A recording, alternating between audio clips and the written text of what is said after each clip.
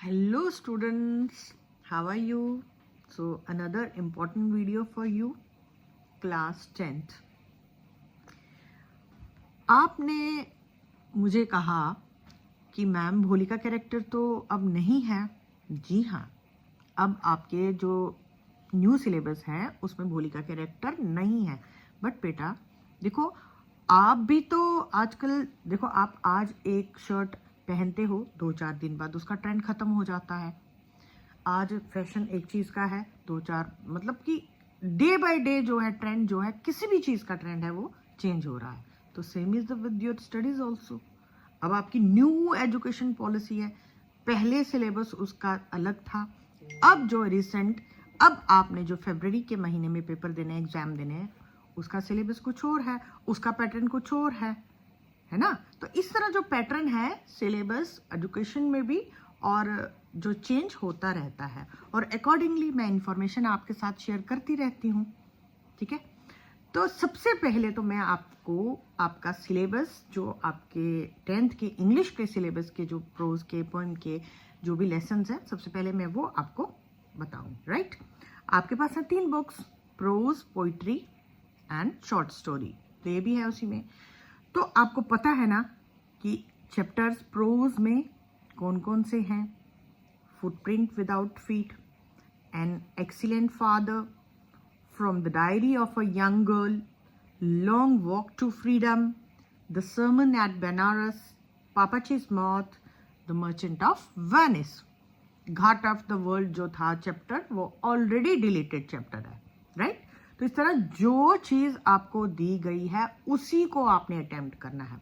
बाकी किसी को टच करने की जरूरत नहीं है, अगर उसमें से क्वेश्चन आते भी हैं. Right, next, from poetry section, prayer, miracle, when you are old, snowdrop, my mother at 66, and evening wet with rain, the tale of custard the dragon, last lesson of the afternoon. Can you guess? आप क्या मुझे बता सकते हो कि आपके 2 जो poems हैं कौन सी डिलीट हुई हैं अब इस सिलेबस में? स्पीक अप एंड, और एक और पोइम है जिसमें वो स्पेन वाला पूरा उसका वॉर का सीन था, है ना. For I explain few things, from I explain few things. ये 2 जो पोइम्स हैं आपके सिलेबस से डिलीट हो चुकी हैं. Right, now short stories, necklace, अभिले, सर्वेंट एंड डस्क. भोली इज डिलीटेड. मैंने आपको कहा जैसे ही कि पहले भोली था, तो मैंने आपके साथ तब भी इंफॉर्मेशन शेयर की, क्योंकि तब जो भोली इंपॉर्टेंट उसका कैरेक्टर होता था. अब जो भोली है वो आपके सिलेबस से डिलीट है. Right, next is the only play proposal. ठीक है, now I will share with you the pattern. आपको क्या करना है, समझना है बहुत ध्यान से. पैटर्न का मतलब होता है कि आपको एग्जाम जो आएगा ना 10th का, वो इसी तरीके से आएगा. इसी तरीके का मतलब इसी तरह का क्वेश्चन जैसा मैं आपको बताऊंगी, आपको उसी के हिसाब से सिलेबस को ध्यान में रखना है. ठीक है, जैसे पहला जो आपका सेक्शन है, सेक्शन ए में आपका पेपर डिवाइड होता है ना ABCD सेक्शंस में. क्या है? रीडिंग कॉम्प्रीहेंशन, सॉरी, उसमें से आपको ऐसा आएगा. कॉम्प्रीहेंशन का मतलब क्या होता है पता है आपको? कि अपनी समझ से आपने उनको आंसर्स देने हैं, पैसेज दिए होंगे. जैसे 1 seen stanza from the poems to be attempted by MCQs based on comprehension, literary devices, inference etcetera from the text. क्या है इसका मतलब? कि आपकी पोएम जो होगी, जितनी भी आपने सीन स्टेंजा मतलब आपकी पोएम्स में से एक स्टेंजा आएगा, और उसमें आपको मल्टीपल चॉइस क्वेश्चंस आएंगे, और जो कि आपको कॉम्प्रीहेंशन मीन्स अपनी समझ से करने होंगे. मतलब जैसे मैं आपको एक एग्जांपल देती हूँ. राइट, ठीक है, ऐसे सपोज हिंदी में बताती हूँ आपको कि इस पैराग्राफ में कहीं इस चीज़ का मेंशन किया गया है कि वहाँ पे बहुत सारे जो लोग थे रास्ते में से गुजर रहे थे, यात्री जो एक बस में बैठे थे, रास्ते में पानी, ठंडे पानी की वो लगी थी, जो जैसे छबील टाइप लगती है ना, उस टाइप में लगी थी, मीठे पानी की छबील लगी थी. तो अब इसमें वर्ड यूज किया गया मीठा. अब नेचुरली आपको पता मीठा किससे होता है, तो हो सकता है MCQs में आपको नीचे क्वेश्चन आए कि क्या चीज उस पानी के गिलास में डाली गई जिससे पानी का जो टेस्ट था मीठा हो गया। अब आपको ये समझना है, आपको अपनी समझ से लिखना है कि नेचुरली पानी जो मीठा होता है वो तो शुगर से ही, मतलब चीनी से ही मीठा पानी का स्वाद बनता है। और तो मीठे पानी के लिए हम उसमें कुछ नहीं ना डालते, मीठी चीज़ें तो बहुत होती हैं, बट मीठे पानी की बात हुई है तो हम उसमें मीठा चीनी ही डालेंगे, तो आंसर विल बी शुगर। तो इस तरह कॉम्प्रिहेंशन का मतलब होता है कुछ चीज़ें आपको अपनी समझ से करनी है जो आपको सामने पैसेज में नहीं दिखेंगी। ठीक है, तो ये आपका क्वेश्चन होने वाला है 5 नंबर का। उसके बाद वन अनसीन पैसेज, एक ऐसा पैसेज आएगा जो कि अनसीन मीन्स कि कहीं से भी आ सकता है।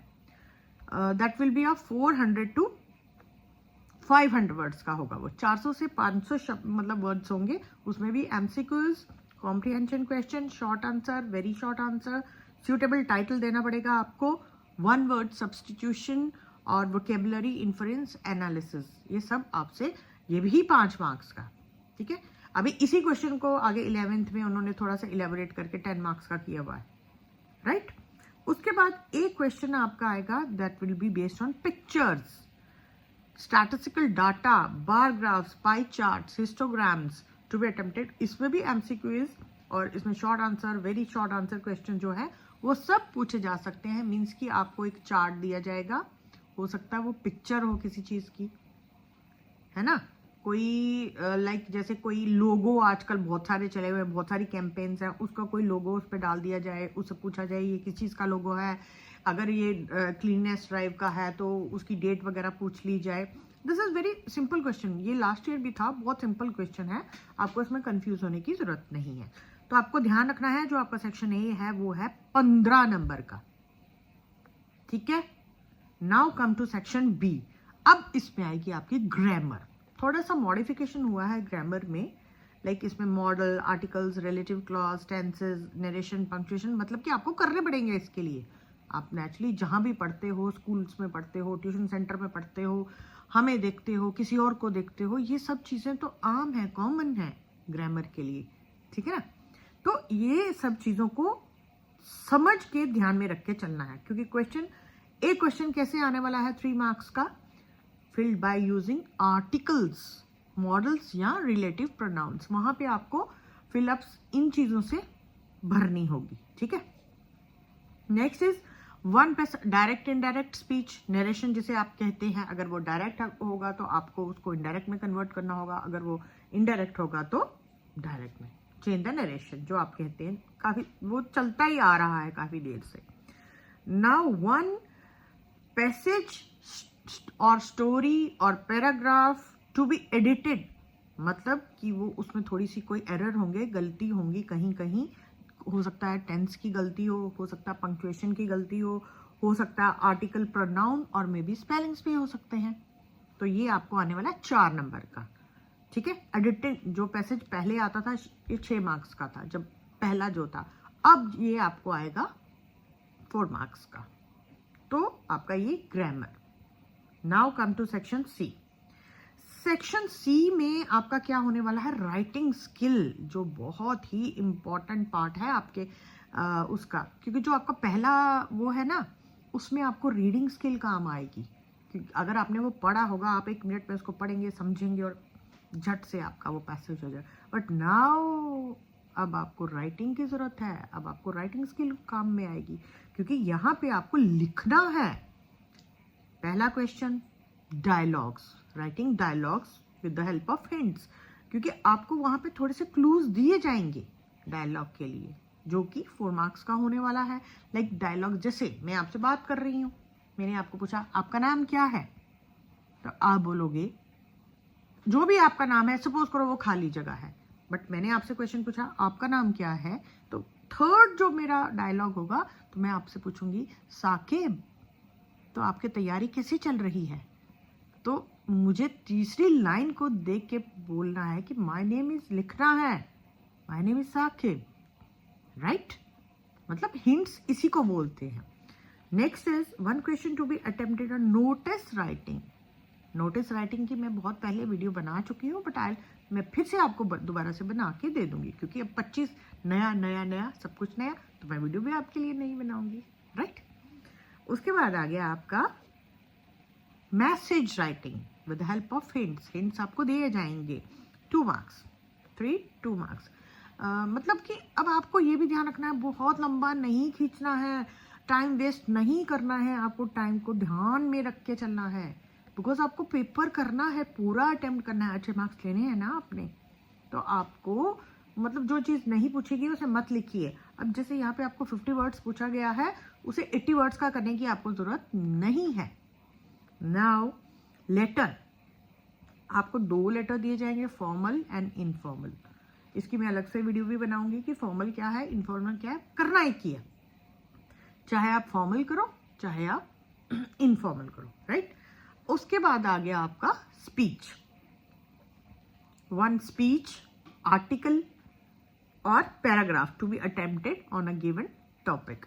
क्या है, आपको या आर्टिकल करना है, या स्पीच करनी है, या पैराग्राफ करनी है। तीनों चीजें नहीं करनी है, एक चीज करनी है, एक ही करनी है।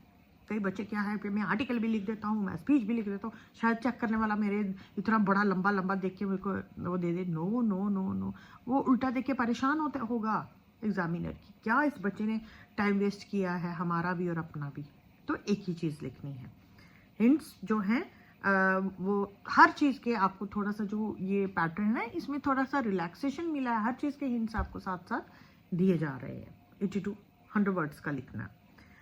Now a creative, the most important question of your class, a creative story to be developed out of the given hints and also to suggest a suitable title। एक आपको जो स्टोरी लिखनी है, 2-4 लाइंस आपको दी होंगी, मैंने आपको पहले भी बताया बहुत बार कि आपको there will be only 4 to 5 lines maybe will be given and you will have to write the whole story thereafter। आपको फिर उसके बाद सारी खुद से लिखनी है, तो खुद से तो आप तभी लिखोगे जब आप लिख पाओगे। तो तभी मैं आपको ये बात बोल रही हूँ कि आपको यहाँ पे राइटिंग स्किल काम आएगी, तो इसलिए अपनी राइटिंग स्किल को भी बढ़ाइए। अभी आपके पास बहुत सारा टाइम है, मैं भी हूँ, आप भी हो, टाइम भी है हमारे पास, क्योंकि एग्जाम आपका शायद से 17 फरवरी को एग्जाम है ना, 17 को है शायद, मैं चेक करूँगी उसको फिर से। सेक्शन डी, लिटरेचर मीन्स कि आपका जो बुक, जिसे आप बुक कहते हो अपनी बुक, उसमें 3 out of 5 short competency based questions to be attempted from the prose lessons of the prescribed text. आपको 3 क्वेश्चन आएंगे, मतलब 5 आएंगे, उसमें से आपको 3 करने हैं, 3 क्वेश्चन करने हैं जो 3 मार्क्स के होंगे। मतलब ये जो आपका ये वाला सेक्शन है ये 9 मार्क्स, लेकिन है शॉर्ट, बड़ा लंबा लिखने की जरूरत नहीं है। Now again 3 out of 5 short competency based questions based on theme, central idea, literary devices to be attempted from the poems। ये वाला क्वेश्चन आपका पोएम में से है, ये पोएम में से आएगा, ये भी आपको 5 में से 3 करने पड़ेंगे, यानी ये आपका पोइट्री सेक्शन में से। और 3 क्वेश्चन दिए जाएंगे आपको, उसमें से आपको एक करना है, ये जो लॉन्ग है इसमें आपको कैरेक्टर भी पूछा जा सकता है, scene, theme, plot, situation, event, irony from the short stories, जो आपके पास 4 शॉर्ट स्टोरीज हैं, ठीक है, वो जो 4 जिनके मैंने आपको नाम बताए, उसमें आपको कैरेक्टर जो है, सीन, कोई भी सीन, जैसे कोई कोई सीन है, मैं आपको किसी चीज़ का, कौन सी लेसन का बताऊं, पहला क्या था हमारा, नेकलेस का, तो हो सकता है कि वो वाला सीन कुछ ऐसा पूछे जो पार्टी का सीन, जब वो नेकलेस के लिए वो पार्टी अटेंड करने गई थी, है ना, जो मेन उसकी कैरेक्टर थी मैटेलिडा, अब जो भी कहो, ठीक है, मैटिल्डा भी है, मटालिडा भी कह सकते हैं। और उसके बाद आ गया नाउ, मतलब कि आपका ये जो क्वेश्चन है ना, ये पूरा क्वेश्चन है that will be based on critical thinking. मतलब कि आपको अब वो रट्टे वाली रोट मेमोरी जिसको हम पहले करते थे ना, हाँ जी याद किया, अब वो नहीं है। अब आपका क्रिटिकल थिंकिंग, ये आपका काम आएगा। आपने अगर रीड किया है उसको अच्छे से, तो यही चीज़ें आपके काम आने वाली है, ठीक है। तो अब उसके लिए आपको क्या करना है कि आपको टेक्स्ट बुक को थॉरोली पढ़ना है, पूरे टॉपिक्स को समझना है, क्योंकि जो आपका एग्जामिनर है, जो भी पेपर सेट करेगा, वो मतलब कि छोटे छोटे क्वेश्चन जो है वो लिटरेचर उसमें से नहीं आएंगे, क्योंकि जो आपका क्वेश्चन है they will not ask short question from poem in literature section. अगर उसी पोएम का कोई आपको रीडिंग कॉम्प्रिहेंशन में पैराग्राफ आया ना, मतलब कहने का है कि एक ही चैप्टर में से ना पैसेज या क्वेश्चन नहीं आएंगे, आइदर क्वेश्चंस और पैसेज विल बी आस्क्ड। पहले होता था, बच्चे क्या करते थे, बच्चों को लगता था कि नहीं इसका वो पैसेज आया हुआ है, हम इसमें से देख के कर लेंगे। अब ऐसा कुछ नहीं है, ठीक है।